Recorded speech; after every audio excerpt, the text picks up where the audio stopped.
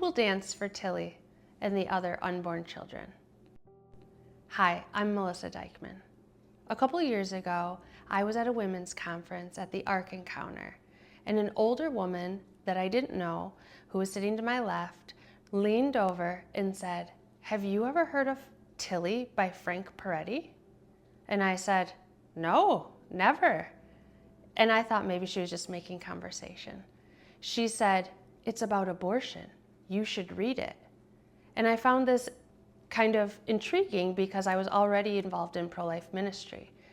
I said, "Oh, okay, I will read it." And she said, "In fact, my daughter did ballet when she was young, and she did a dance to the story of Tilly." And I thought, well, that's really interesting because my daughter does ballet. So that night, I went back to my hotel room and I Googled Tilly by Frank Peretti, and I found that it was a book. And then I looked on YouTube to see if I could find any ballet dances set to this story. I could find nothing except one 10-minute interpretive reading by a college student, and I just listened to it over and over, and I thought, like, Lord, what do you want me to do with this? Do you want me to somehow make a dance to this story? Hi. So I'm a dancer, not a speaker, so I apologize for any mistakes. I remember the day that Melissa had texted me in regards to the Tilly story. She said, "Kelly, will you listen to this video? Because I think that the Lord wants us to use this."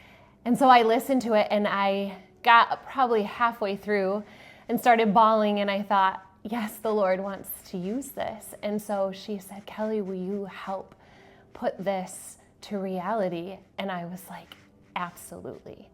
And so I started kind of going over it in my head and what different parts of the story could look like. And then Melissa brought Julia over to my house. Yeah. So I brought Julia over to Kelly's garage, and we just started working through the story line by line, phrase by phrase. I would read it aloud, and then Kelly and Julia would choreograph the different things that they wanted to do. And I think the cool part too was going through it line by line, because Julia had a lot of experience within like the pro-life ministry and helping Melissa do different conferences and things. She understood the purpose of what this was for, and I think that really came out in our ability to portray emotion appropriately in the story as well. I think it helped too that Kelly had been Julia's former dance teacher, so they already had a relationship. So to play a mother and daughter and get close and some intimate, like embracing scenes was quite natural for them. So as we were putting it together, we realized we needed emotion to represent the name Tilly when it is said in the story. And so we decided that we would use the sign language for redeemed, which is this, and we used that sign language every time the name Tilly was stated in the story. And the beauty of that is that this is a story about finding redemption in Jesus after an abortion. In the very last part of this story, before the mother awakens from her dream, the child Tilly says, "Don't forget, Mama, you've been forgiven by Jesus. Life's not that long, Mom. We'll be together again." And that's the beauty of it, that as hard as things are on earth, we'll be with Jesus in eternity one day. After seeing Tilly performed live at a women's event, Melissa Yeomans from Sidewalk Advocates for Life called and said, "Would you guys consider performing Tilly as part of a post-abortion healing event down in front of Planned Parenthood?" I hesitated to want to bring my 13-year-old daughter down to Planned Parenthood, even for an event like this, because I know that that's not a safe place for women. I know I've seen what they do to women, and they steal their legacies and they take their unborn children and dispose of them. It's just not anywhere that I would want to take my daughter. After I realized that this was from the Lord and this was something that we needed to do, I reached out to Kelly to see if she would dance Tilly in front of Planned Parenthood.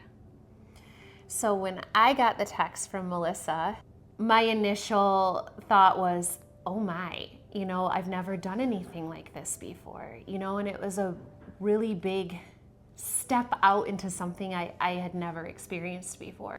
But I knew that the Lord was calling us there, and that's where these women are, and we are to go. And I knew that he had already used the story of Tilly and what we had already done in such a beautiful way. And so I wasn't going to be the one to stop the work that the Lord was doing. And so I said, yeah, let's do it. Then right after she said yes, Kelly broke her leg. I called Melissa to let her know we may have to delay the Tilly dance in front of Planned Parenthood, and she asked how Kelly broke her leg. And I had to tell her, a pig broke Kelly's leg. Kelly was really worried that she would never dance again. So that's right. My pig broke my leg. And after it happened, right away I was thinking, well, obviously as a dancer, a broken leg is kind of crucial for being able to dance. And I felt a fear and a little bit scared that, like, what if I can't keep dancing? And then moreover, what if I'm not able to do Tilly like we had planned? Because I really just felt like it was something the Lord was calling me to do. So I went in to feed my pig like I always do, and I had set the hay and the feed down next to him. And I mean, this is like our big boar pig. I mean, he's a big guy. He just smacked, like headbutted me into the side of my leg.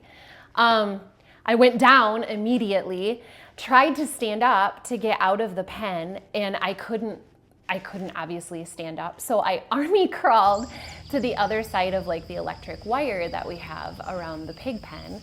And I managed to flop myself over the wire, and I just started screaming for someone to come help me. And my mom, my parents live with us kind of off the back of our house, and luckily she was home because my husband couldn't hear me. He was in the front. She came running, and then her husband came running, and they put me on a sled to like get me from the backyard to the garage, and so much pain. I just remember so much pain. About a week later, I ended up having surgery on my leg. They put a plate and pins in my leg, and I was non-weight bearing for 3 months. As you can imagine, the incredible trial that is. But the Lord grew me so much in that time too. And so a lot of blessings came from it. So yeah, that is the story about the pig. So the healing process was just that. It was a process, and it was hard. And it felt like it took forever. And the devil would try and come in and tell me all of these lies. But God is faithful, and he's always good. And he showed up every day to carry me through the struggles I had for that day. And his will would have it that I will dance again for him. And healing is such a beautiful thing. And so in the story of Tilly, I represent these women and these moms, and I will be able to represent them. And I would just invite you to come and experience what the Lord has for you, and that you would be able to find hope and healing in Christ, just like the story of Tilly and just like Tilly's mom in that story. And so I invite you to come and join us, because the Lord is working and he's ready. He's ready to heal.